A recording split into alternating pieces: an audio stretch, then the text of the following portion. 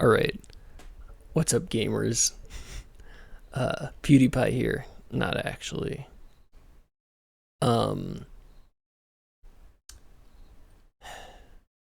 First of all, I'd like to start with a couple apologies. I think. Oh wait, is this working now? My green screen is not. The filter is not working super great. Um, like here you can see because I don't know how to do it the way it worked before. Um, Another thing is my microphone stand broke, so now I'm holding my microphone to my face. Very unprofessional. Uh, it really, I'm really experiencing some, gifted, talented student identity threat right now because my presentation is not um, up to the same production quality as when I was delivering my research project. Uh, Also, I'm a little bit sleepy, but I think that might be a good example of identity threat and kind of not using it, not using my assets to my advantage. You know, we want to have a growth, glow mentality here. Um, we don't want to just focus on the negatives because I think my work stands on its own, whether or not my green screen is working properly, and whether or not I have a microphone stand, and whether or not I I'm bright eyed and bushy tailed. Uh, Whether or not I have the lightning in the bottle of charismatic presentation. So with that like introductory ramble, you might already get the idea that okay, so part of the prompt was the final product. This reflection should reflect who you are as a learner. I've come to realize how much of a global thinker I am. That means I'm really distractible and really associative. I When I tutor students who are also global thinkers, it's just very obvious, like right off the bat, that we're both global thinkers and we both, um, are comfortable with going on digressions that ultimately help us like make the connections we need to learn the stuff. But it does come with certain downsides, like focusing on a lesson plan is a little bit more difficult. Um, I would say the kind of general deepened understanding I got from out of this class was like um, just written down over here. I'm better able to articulate the advantages of games, the shortcomings of like normal classroom activities versus games, and what makes a game well designed for learning. Um, this is a little bit different from like what I was expecting. I thought we would learn more um like what specific games we could use in the classroom, but ultimately what we learned was more useful, I think, because it seems like every class that I've taken for this, pedagogical training of mine is more kind of building a foundation upon which you can use to critically reflect and then figure out how to implement the stuff on your own using more kind of like abstract more abstract and general guidelines, like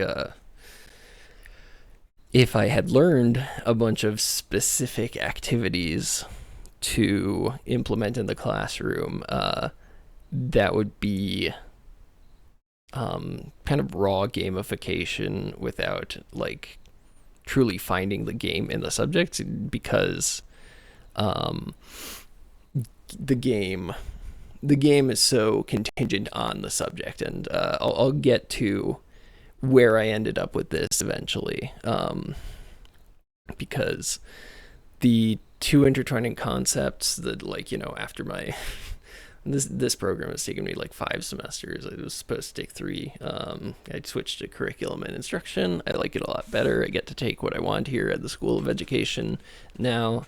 Uh,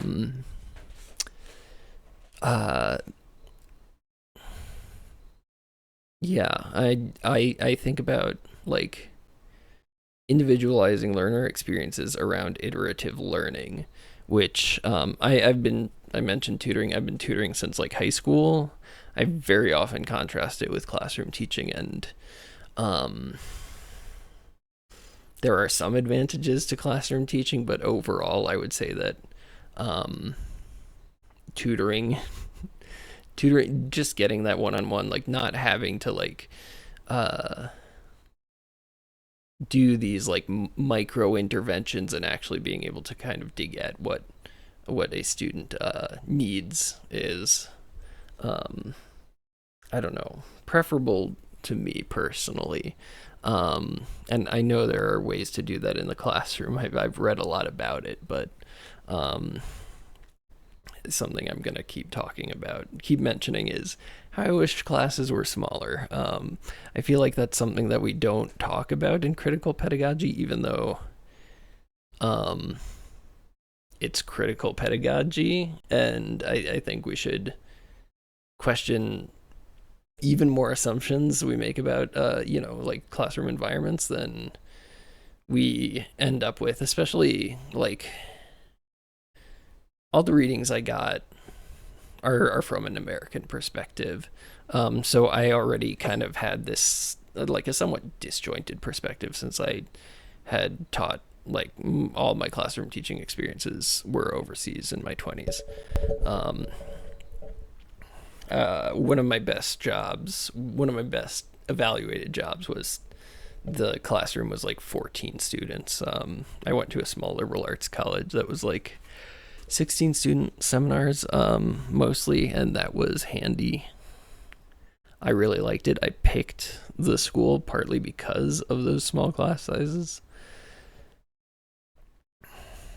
Um, and then the other concept, which like I I I learned it like the first semester I started studying pedagogy here, but it just keeps like it's by far I feel like the most major through line in like everything that I've learned so far is promoting positive learner identities.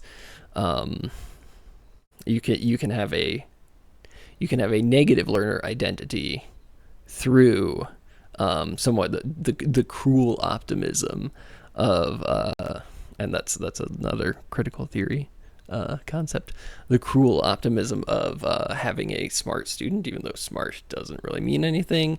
Like if you try to define smart, you just end up getting definitions that are so granular that you might as well use different words. I'll touch back on that when the slide comes up too. So you can start to see where my distractible and associative thinking is coming from. Let's start out with a role play experience I had before I decided to do role play for my final project, and before I did games and learning. So here I am at the Geneva Convention. That's my friend behind me. Um, so here are 2 examples. On the left is an identity affirming role play possibility where I'm responsible for the operation of the air forces of the USSR. Um, you know, sounds good to me. Or I got this card random. We got assigned our roles randomly. This is a game where you basically they were Cold War political role plays that took place in like kind of classroom sized settings. You signed up for the game, and there were multiple referees kind of dictating how your decisions would impact global events. Um, my friend described them as Eisenhower Republicans, kind of, um, and it was really fun. They're like ultimately it was a lot of signing papers and negotiating, but I feel like that's also what what political negotiation in real life is.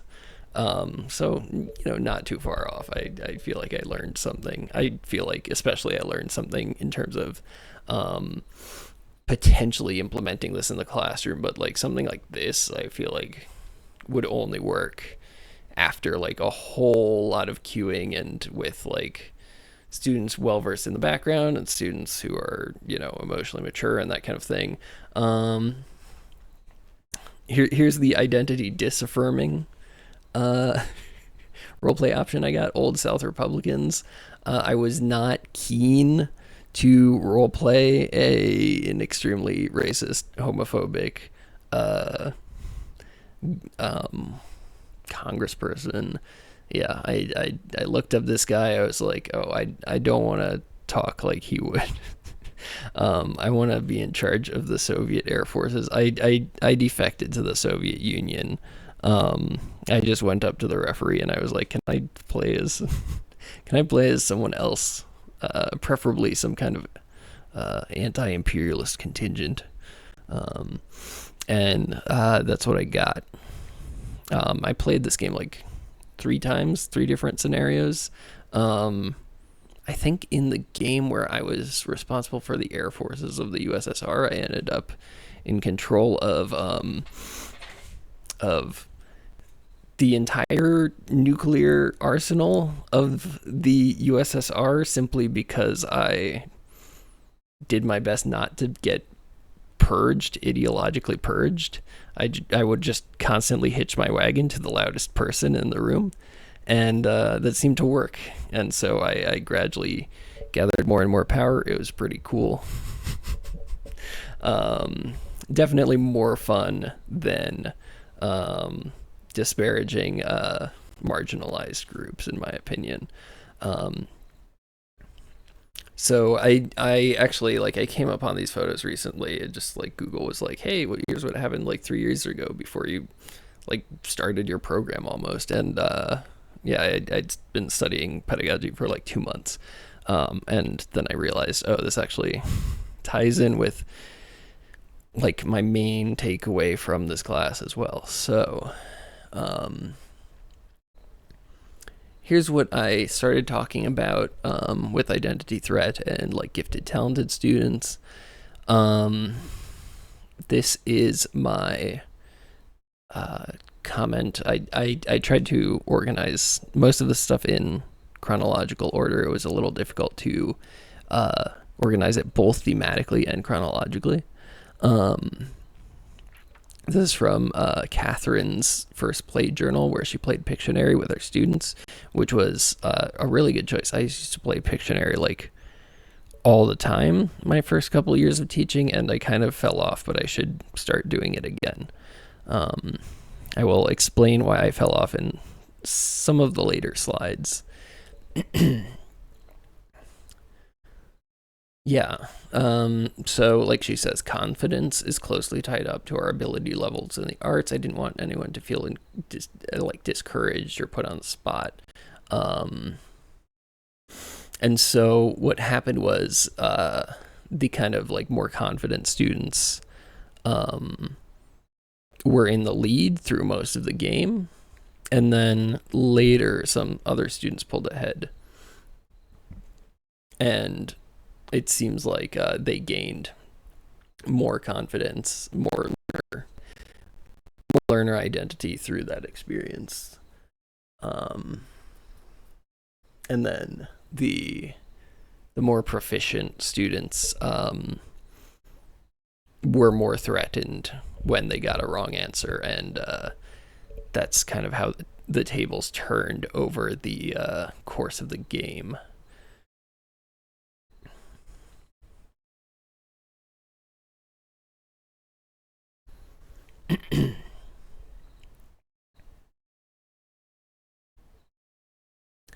Um, so for the students who might have pulled ahead, they might have been the type of students who G here describes as more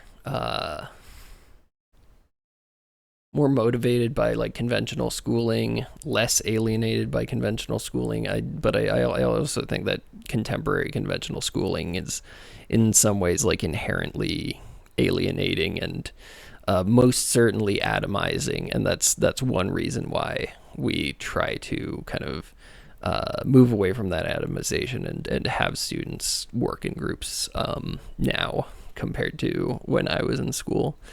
Um, so yeah, I mean, like one of the things that I talked to um, one of my first professors, John McDermott. I was talking to him about like gifted, talented burnout and um, that kind of thing. It turns out he has a master's in gifted, talented education. Um, he said, I mean, like, as far as critical reflection goes, I have myself to go by. I hope I don't sound too self-involved, but uh, he basically said so. Like, I did pull out programs like most of school, um, and just as an aside, one of many possible asides, being twice exceptional. Oh, like somehow being neurodivergent in a way like where you have ADHD is an aberration compared to being neurodivergent in a way where you're like extremely proficient at remembering things you're interested in, when actually they might be two sides of the same coin. But that's really not how educators saw it in like the 90s and early 2000s at all. Um, yeah, as soon as you don't belong to a privileged group like neurotypical, um, then the smart label can be turned around and used as a kind of a weapon. It's like he's smart. Why does he need accommodations? Meanwhile, um, and if I had had differentiation in the classroom, scaffolding and differentiation, scaffolding for differentiation, et cetera, instead of being pulled out and put into the so-called smarter kids classes, which never really like better prepared me for a career or anything than they better prepared me for academia. They better prepared me for being more knowledgeable. But in terms of like turning that directly into money, which of course is not, um, well, as of the most recent economic crisis, I'm a bit more concerned about money. But I could have had a little bit more nepotism going for me and a little bit less gifted talentedness maybe. Um, so yeah, like kids who are so-called smart, they're like they spend the first like 18 years of their life being told that like basically the only thing they do, something that's like beyond full-time job in terms of like number of hours, if you had the amount of homework they typically dispensed in like the early 2000s, um, and you're good at that, like you just basically grow up thinking that you're good at the only job that you have. um, and then like dumb students experience the opposite. It's equally if not more alienating to um, be in this environment and be considered like not proficient at the whole learning environment, which is why it's important to create content that bridges the gap between these two students' identities. Um, Helps build social emotional skills, especially when you do group work. Um, And here's the thing, like I didn't know that I would be working on like a role playing game at the end. I just that's what I have experience with, and it just kept coming up. I think games in particular, especially role playing games, can allow students to represent their broad array of identities while learning. So they can bring identities that they value outside of school into school. Um, and that I feel that that's like super important. That's an incredibly important part of affirming and sustaining the culture of an individual student, or the like microculture of a school, or the macro culture of whatever like community that a student might belong to.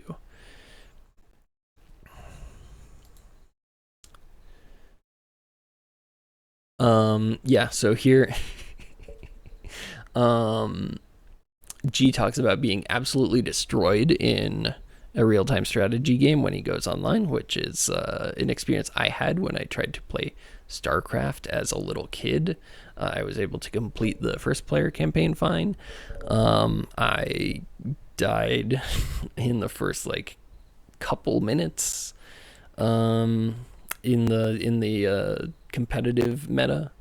Um, and the example I give here is that he's experiencing like identity threat versus like real gamers. Like he might not belong to the same like age demographic as other people who play Rise of Nations and that kind of thing. Um, so yeah, this was where he lost confidence because it was disaffirming to the identity of like, oh, I can actually like get through uh, Rise of Nations.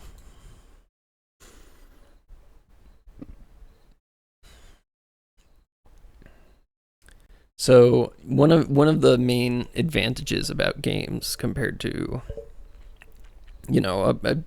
a mediocre, a middling or not perfectly designed lesson is that a well designed game will tell you when you did something wrong.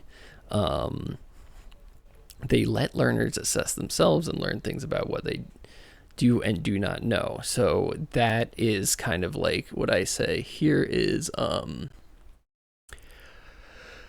class is open with like learning targets. I like this format, like what I know now, what I want to know, um, and what I will have learned by the end of the class. But that has the general weakness of like those targets being floating signifiers depending on uh, the student in the class. You can try to get all the students on the same page, but um, certain things that they learn or want to know, what they want to know will depend on their identity. What they will have learned and feel accomplished having learned will depend on their identity as well.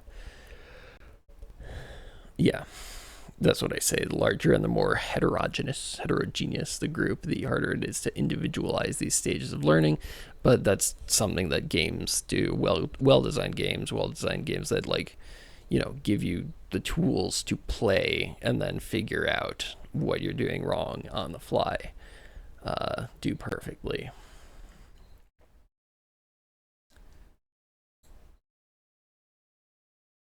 Um, so yeah, ideally a game won't just lecture you. I'm sorry, let me mute that. Um, a game won't just lecture you about how to play, because that's poor design. Like gamers generally know that they want to, and also game critics, uh, they want to jump into the game as soon as possible. So you have like an extremely well designed game like Doom or like Mario, where the first level teaches you many things about like how to play the game, and it just drops you into the game. Um, it gives you kind of protected play, is what G is saying. Um, And that's a good example of like scaffolded learning and gradual release. Games have the ability, I say, to skip the I do, as in like the game, I as in the teacher, I do part of the I do, we do, you do. The game can give you kind of like more training wheels, and that would be the game. That would be more of like a we do. The game is helping you out a little bit more with its systems, and then the you do would be you're involved in like every possible aspect of the game system. So yeah, what he says is the strength of Rise of Nations is strength of most well-designed video games. They allow the player to control how much tutorializing occurs between structured practice and the type of structured practice they do before they move on to like the full game.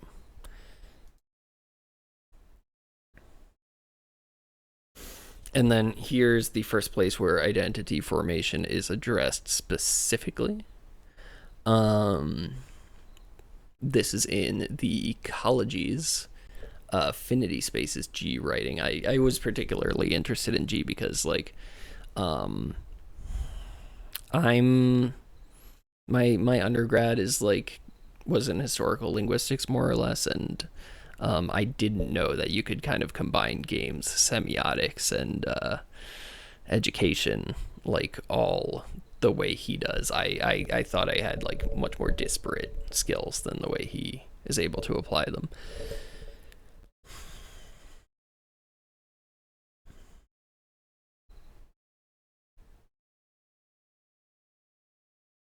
Yeah. So, what can schools do to ensure that children have opportunities to explore interests and develop the sort of passions that fuel deep learning and identity formation? Okay, so here's another thing. I went to Montessori school when I was a little kid. That's all self-guided learning, and it was a big culture shock going to conventional schooling in kindergarten, where the identity I had formed, as like a 2 to 4 year old was like highly threatened by the kind of stuff that we were made to do in kindergarten, which was a lot less advanced. Like, and I don't think that I was a genius 2 year old. I think if you let, you know, 2 year olds do self guided learning and you give them all the tools that they want in a properly like structured environment with scaffolded learning, with the protected environment of being able to learn where they're at right now. Like any student can do that. We just don't give them the opportunity. I also point out, like, obviously, web-based affinity spaces are particularly important to like marginalized kids who might not have a whole lot of comrades in their school specifically. Um, those students are especially drawn to online communities, I think.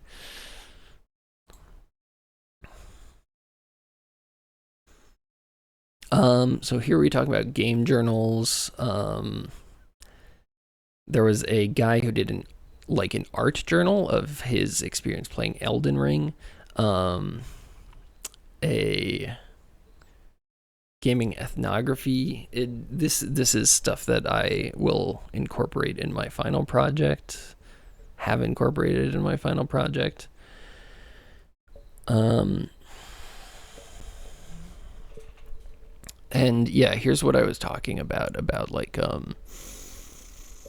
Montessori versus more conventional schooling, like self-directed study, or at least like study that is based on self-actualization and self-identification, is the superior pedagogical method from what we can tell. Um,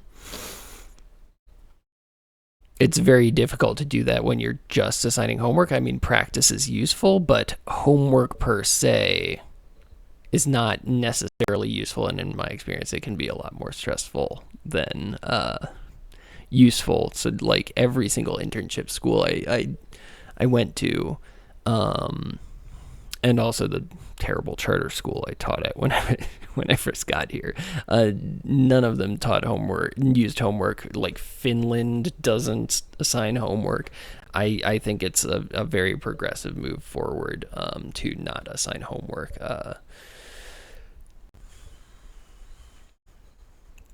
Jenna here says, choice feels like control. In school and other areas of life, people might not feel like there's a lot of choice, and we seek to find it. I don't want to go on a long rant here about how Americans believe that freedom is having 30 different kinds of potato chips, because that's a certain illusion of choice that they have when they are actually deprived of other freedoms, like the freedom to not die of preventable illnesses. Actually, that was a lie. I really do want to go on that digression. I'm not going to. This was another thing I had asked Professor McDermott about with like gifted, talented students. I was like, okay, so like, if self-identification and self-actualization are like the best places a student can be when they learn, like why are some gifted students just like absolutely tunnel visioned on school specifically? And he pointed out it might be because they feel more in control of school than they do anything else in their life. And I definitely know a lot of students like that. I've known a lot of students like that. I've known a lot of students who have the opposite experience as well.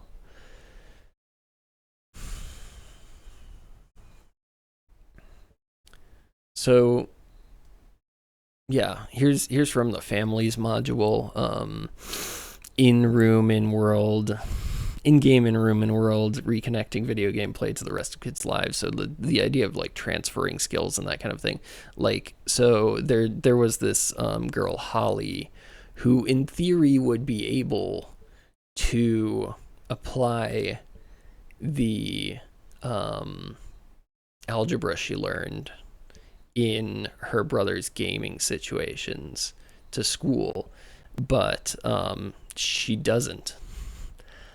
She isn't invested in it, as Jenna says. It might not be interesting for her. I would say like if adults had like surrounded her, telling her she was a math student or math solver, like for years and years of her life, and she identified as a student who was good at math, she would view that as like an essential concrete aspect of herself, and she wouldn't experience this kind of like dissonance between what she knows and actually applying it to school. And then yeah, you also get to like demand avoidance once something actually becomes like an extrinsically motivated. Once you get to like carrot and stick motivation rather than self-actualizing motivation, that diminishes self-actualizing motivation. Joint projects empowerment through sharing one's knowledge and seeing it through concrete success in others. Yeah, so like I just noticed like this was my instinct. This was something I did like the first year of teaching, and then I just kind of like fell off because it was not how I was taught to teach, because I only had like a 3-month certification. I should have just kept breaking students into small groups all the time. But for some reason I thought that like they might get tired of it or something. Yeah, the groups documented in these vignettes in this document are like 4 people maximum, which is about the size of a table group in a classroom. learning is inversely proportional to class size, unfortunately. Um, and so it makes sense that in-room learning between only a few close subjects would be particularly effective. Here's just a good model of iterative learning, I think. This kind of like, I kind of like the tangle untangle model as well that you can see. Feedback in one direction, support in the other. A challenge, students work their way through a challenging action. They get a debrief. They get a focus, which would be like what I learned as like a pre-teach. This in my 3-month certification, I learned it: pre-teach, structured practice, free practice, feedback. So you teach you that's the I do. Oh, I show you the grammar rule. Now let's do a kind of more training wheels type of grammar practice, and then you guys get to do the whole thing on your own. And now, like what my site professor called it was gradual release. And it's the same as when you start a lesson. Today I will X by Y, and then I'll know I'll have it when Z. I think I would definitely, that's one of the things I learned in my internships that I definitely want to apply. I wouldn't say they're all fundamentally like the same models for learning, but they do all resonate.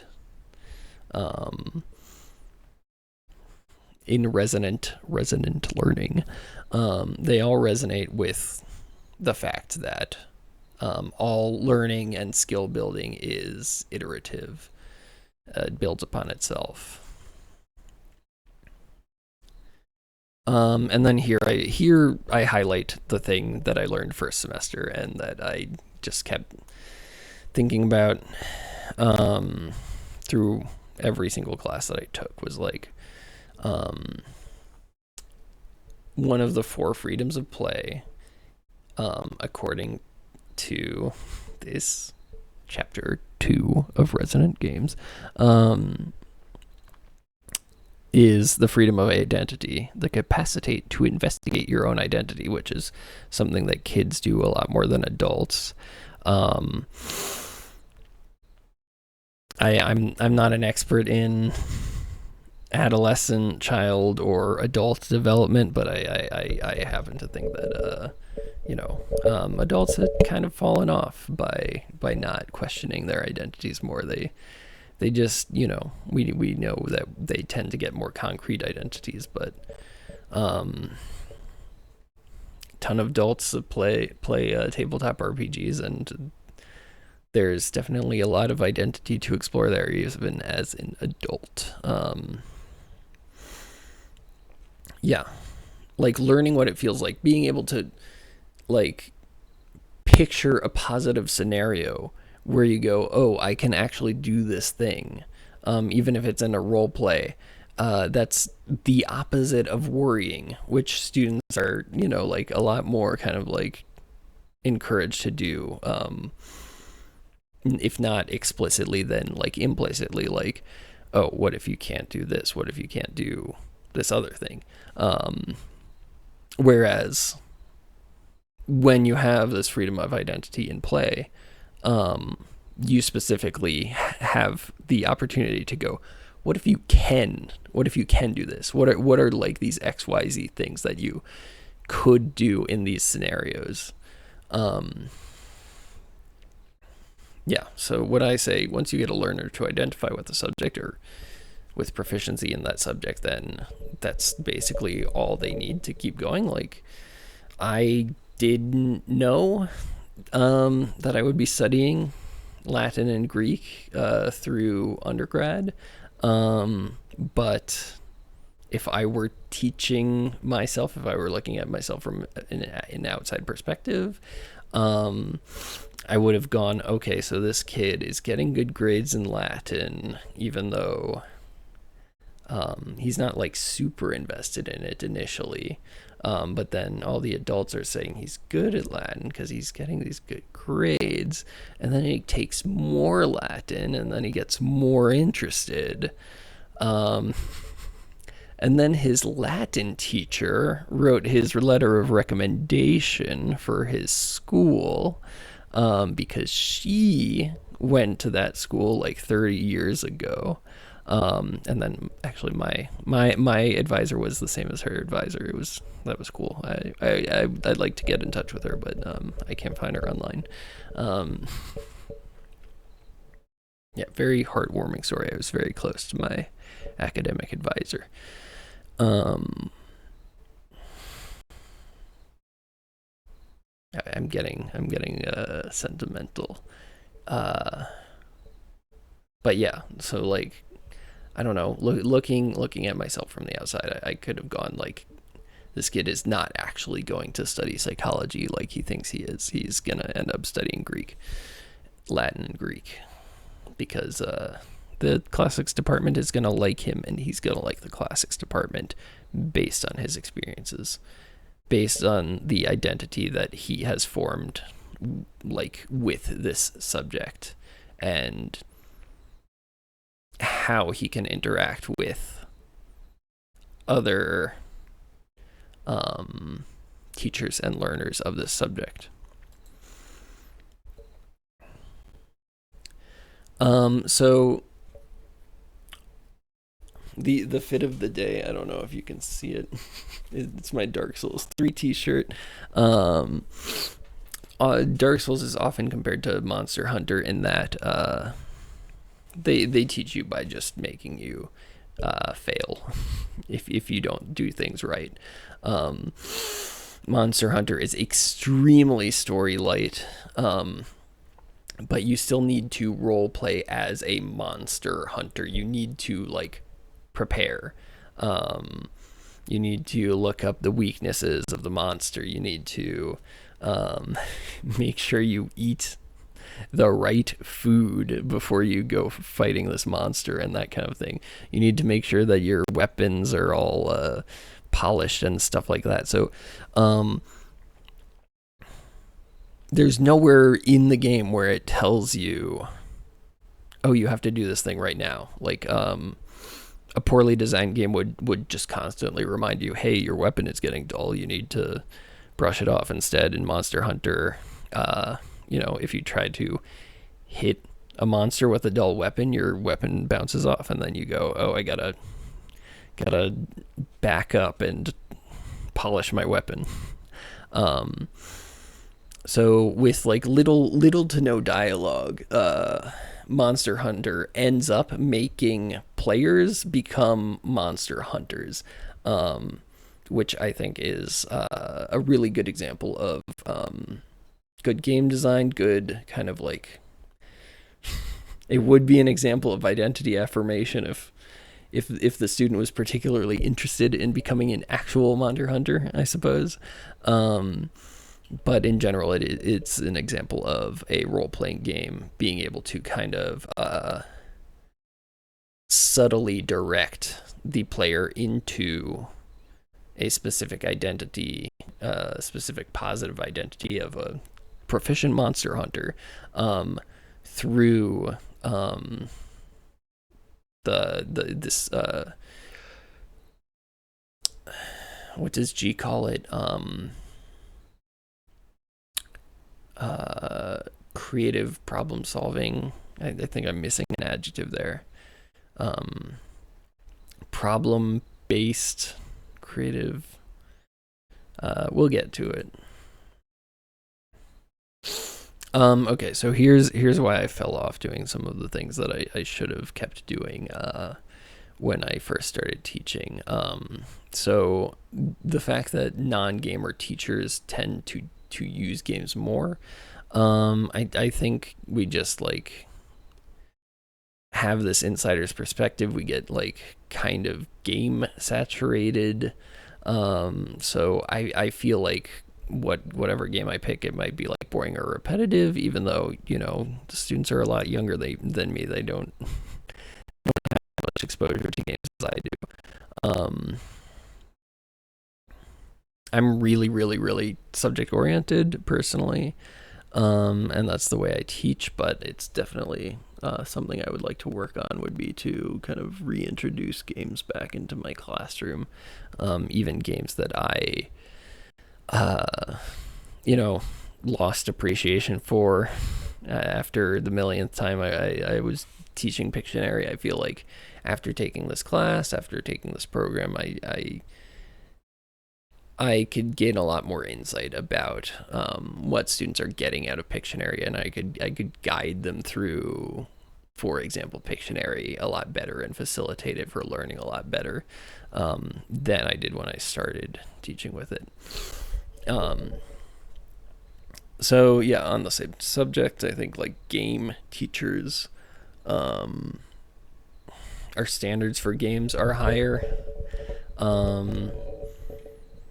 You get into stuff like Dark Souls and Monster Hunter, which are very much games for people who play games already, because they teach you by making you fail, and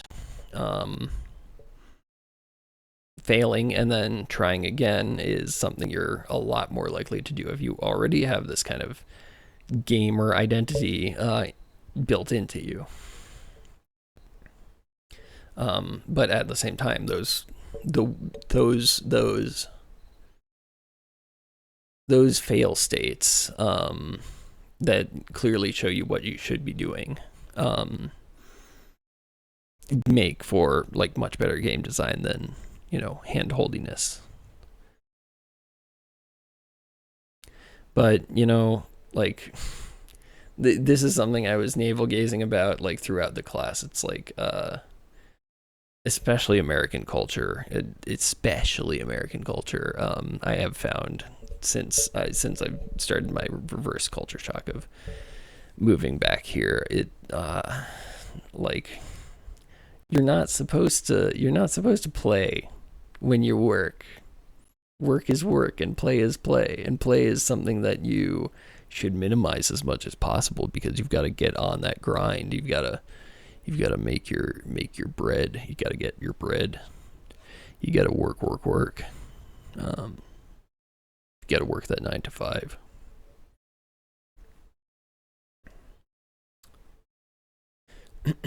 So here, this was the first, even though it's Play Journal 2. This was the first play journal I wrote. When I started playing this game, this tabletop RPG Lancer, I really, really appreciated that you can't just steamroll an interaction. Like, there's a joke in D&D that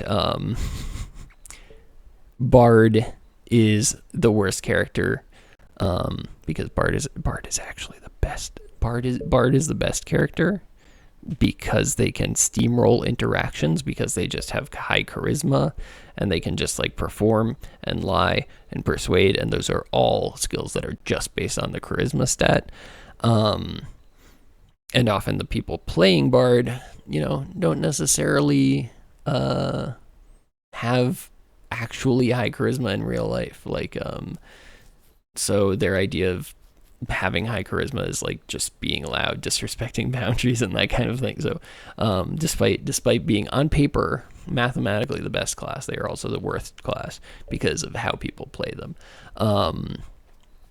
There are no specific social stats or abilities in Lancer. You need to like actually get through an imagined conversation based on the context of the game in order to proceed through the story. So you can't play dumb, or if you do play dumb, like you have to do it in world. You have to as a player know what's going on, and you can make your player character dumb, but you yourself can't be like completely tuned out of the entire game, like you can be in D&D, where people just um, get distracted until it's their turn, and then they're like, "What's happening?" And then they go, "Okay, so I roll to persuade." Um, it's very common. Like if you look at the like a lot of the popular D&D podcasts and that kind of thing, very common to like role play just stupid characters because it's funny, and the game doesn't punish you for that. I used to make like young characters or characters with amnesia, so I wouldn't have to like study the game's lore.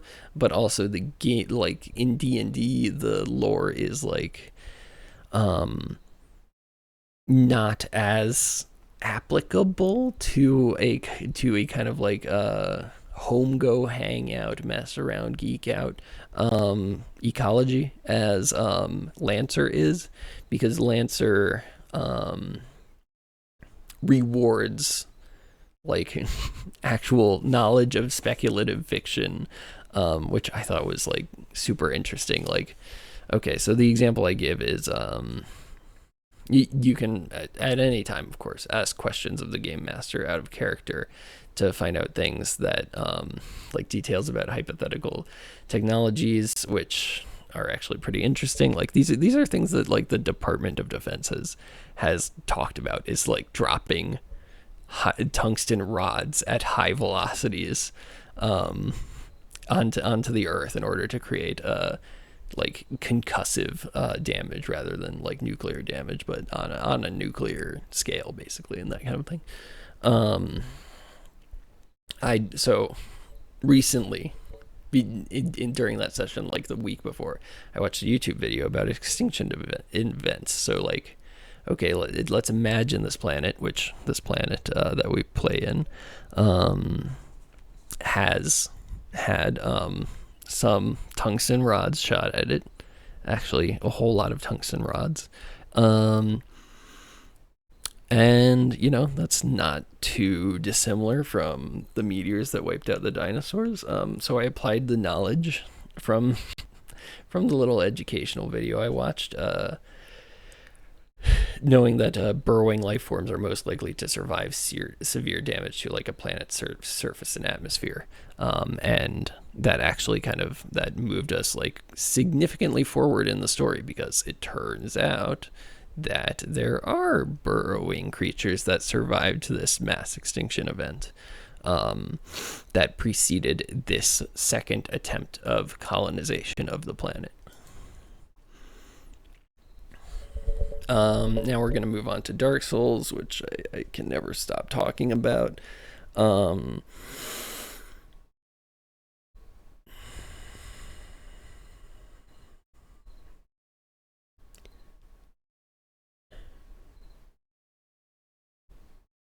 Yeah. G talks about enjoyable frustration. I'm definitely at a point where when I play like a Dark Souls game, I just think it's more funny than anything else when I die, because like the game makes it so clear like what kind of mistake you made. Even if it is like kind of cheap, like, oh, I ran up next to this giant and he grabbed me and he threw me into his fiery head, and the fiery head burned me up and exploded me. That's kind of funny.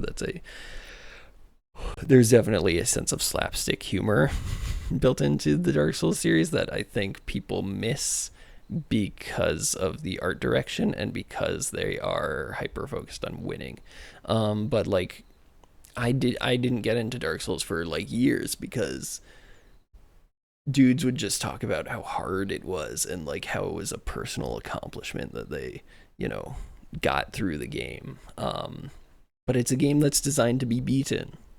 So like, why are these people viewing it as a personal accomplishment? Why are they integrating this into their identity? If they sorry, I lost my train of thought. Yeah, why are they integrating this into their identity if the game is designed to be beaten? You're supposed to beat the game. Not only that, but there's this theme that I think is like very, very affirming if you struggle with like depression and that kind of thing. Um, Very identity affirming. Like it's a very bleak world, but if you're, for example, depressed, you might not be prepared for anything else. You might just see that as somewhat honest in terms of the environmental design, and it is certainly bleakly beautiful. Lots of moss. Uh, so, like, most of the enemies you fight are the people who like gave up before you. They went hollow. When you give up your sense of purpose, um, because you can no longer die a true death, you basically just become this like eternal recurrence uh, zombie that no longer has any kind of conscious purpose. But clinging on to your purpose and your memories and all those things, even though you can't die. And one of the great advantages of being mortal is your attachment to your identity and sense of purpose and everything. Those things start to evade your grasp if you don't have the threat of death in, about like 80, 90 years hovering over you. Um, so yeah, like dudes will be like, "Oh, you like games that are power fantasies, not like Dark Souls where kill God. You kill God at the end of the game. That's a power fantasy." Um, so yeah, the power fantasy is like what I say here. What if your head was hard enough? You could gradually erode a brick wall through sheer stubbornness. Like the power fantasy is, what if you actually like if you work hard enough, what if you consistently get results? Because that's not what happens in real life. That's extremely affirming to anyone with like depression or just someone who's bummed out about stuff. It's very honest to that kind of experience. You're gonna lose a lot, but you're not gonna lose every time, especially if you just keep trying. That's why people say, "Oh, you just need to get good at the game," instead of giving like a lot of specific advice. A lot of the time, people will say, "Oh, just try again." And here is my final play journal little thingy. Um, it's at the end of my scathing critique of Dungeons and Dragons. But what I talk about here is like Dungeons and Dragons has this massive market saturation situation. So like there was this dungeon master in the D&D club at the school I was interning at who didn't even know the systems that well. They just looked at the character sheets. They used the character sheets to go, what can you do? What do you have? And then the solving the puzzles was like more kind of lock and key puzzles. You still needed to creatively problem solve your way through the puzzles. But you didn't need to. It wasn't just a game of roll high on the dice and you win, which I feel like a lot of D&D can boil down to.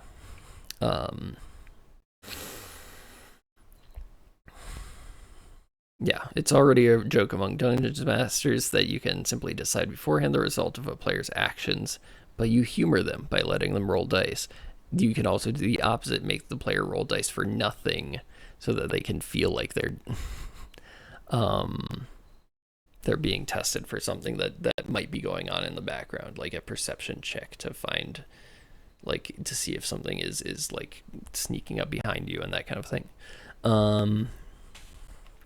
And then I kind of conclude Like, so the advantage of D&D when people are playing this kind of like homebrewed or hacked type of D&D that's just based on what you do, what you have. Um, any system where the player believes their own actions and the chance of the dice affect the story. It encourages more creativity and collaborative storytelling than a game where the dungeon master tells the truth. And this is the truth, I'm sorry. Um, you can't actually do that. I only have a couple scenarios prepared in my head. Occasionally there will be a situation where the players do something like extremely creative and you come up with an extremely creative scenario um, to go off that. But like a lot of the time, like I and other dungeon masters or game masters have gone, okay, um, well, you guys just made a really big decision. Time to end the session there. When really you're going, oh, this changes a whole lot of the game, but I really like um, how the players are telling the story, how the players are telling their story. So now I have to kind of rethink how the story is going to go. Um, so you say, I'm going to end the session there. And then you think of, okay, like what kind of possible scenarios can come out of this huge twist that the players came up with. So as a result, my final project was the how and why of implementing a tabletop RPG for learning, and then I just chose, oh, what if we did ancient Rome, because that's what I know about. That's an example of something you could learn decently stuff about from playing a role playing game in it. I chose to go with mainly Eagle Eyes as the source text, which is a detective, like a noir detective game set in ancient Rome, because I'm not a big fan of like combat heavy games. Like, kids will find combat exciting. There is combat in the game, especially if you include like the fantasy core Rome supplement.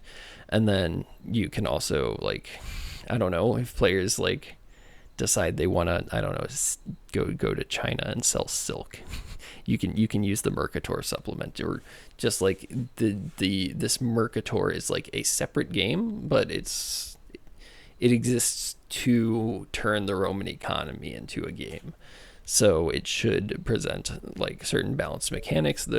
Those supplements are entirely game master facing, and in my implementation, the game masters would either be like, like upperclassmen who are in like Latin 4 or 5, or teachers, or the teacher goes around monitoring the groups, and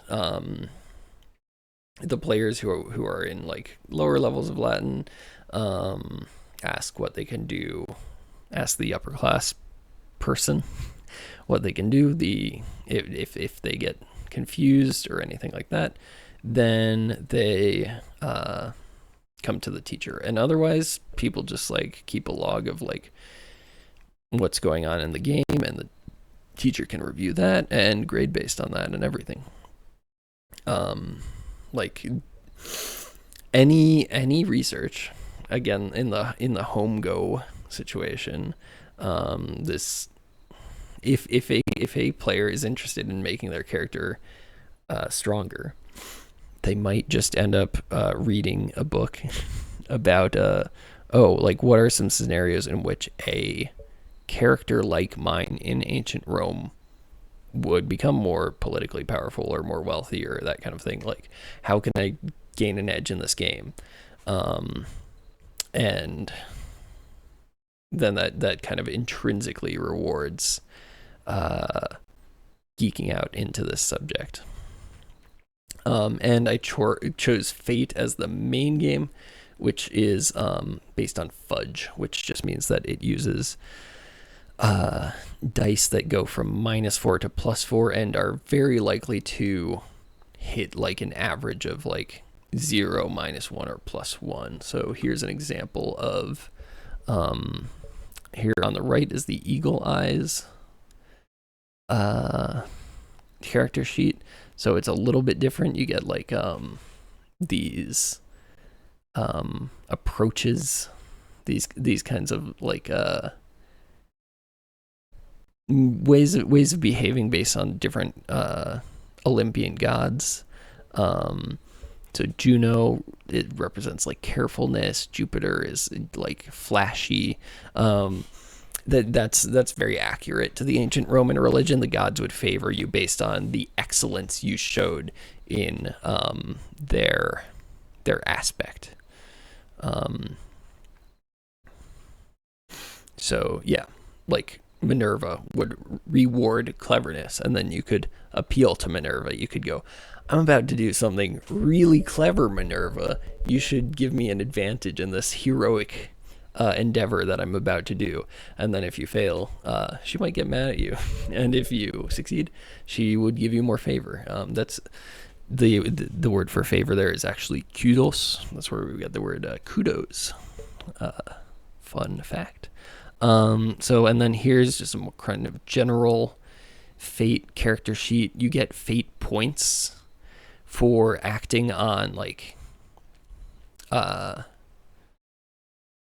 certain disadvantages you might have as a player character. For example, compulsive gambler, or kleptomaniac over here. You would get fate points for acting on these, even if they're not in the best interest of your winning a specific roleplay scenario. But then you can use those fate points to re-roll dice later so that you can win another situation. So it builds being a flawed, like role-playing a more flawed character into the game as something that's not necessarily always a bad move. So I think that's like a really good way of avoiding players kind of just trying to figure out how to optimally roll the dice and try to solve not solve problems, but just kind of brute force their way through the game without actually engaging in roleplay aspects. Like if a player goes, oh, my character has like kleptomaniac and I want a fate point, how could I turn this to my disadvantage basically to get a fate point? And that just makes for just more creative storytelling, more creative problem solving, and you end up with more problems that you have to creatively solve that way as well. And then here on the right are the bunch of skills like +1, -1. You're only allowed to have like a handful of skills that you're actually like really good at. And you'll get more consistent results on those as well because of how the fudge dice work. They're effectively like 2 3-sided dice.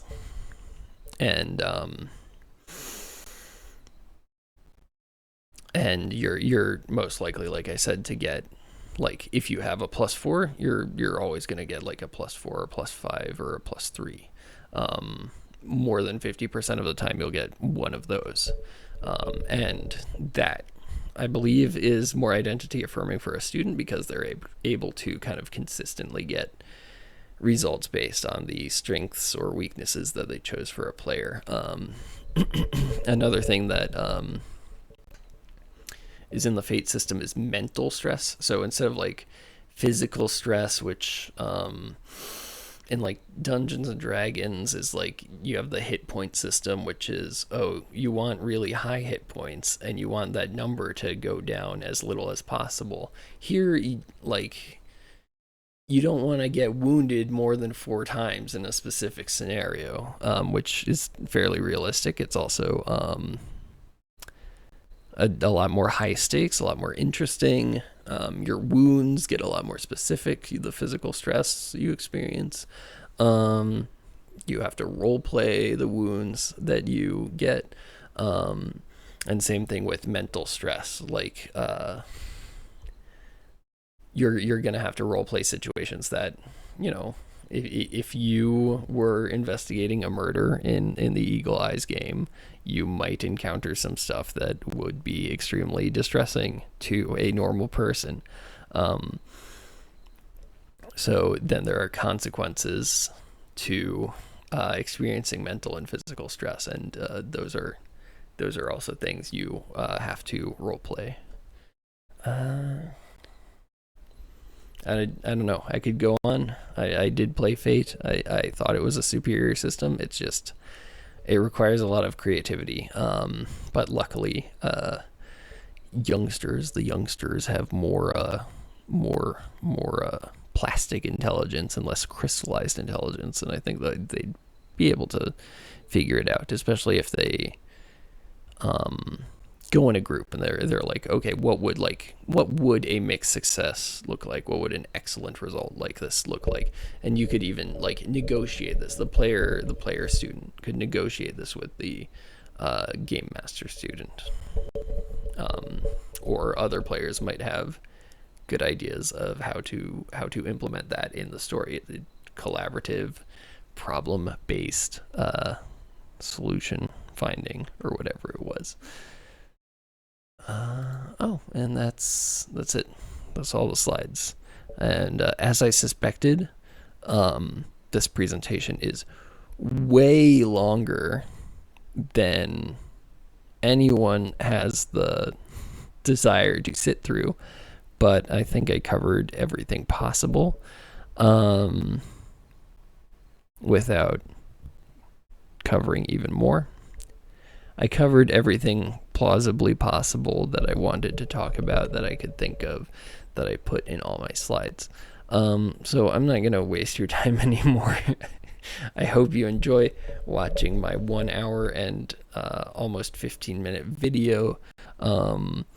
Maybe put it on before you go to sleep and let my dulcet tones and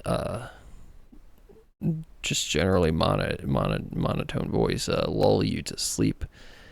Or, I don't know, put it on double time or something, and hopefully I don't repeat myself too much. Anyway, I'm going to put this on my YouTube channel, which means it'll get approximately 4 views. And whoever you are out there, good luck and good night, and happy identity affirming, problem solving, learning situations. Goodbye. Bye.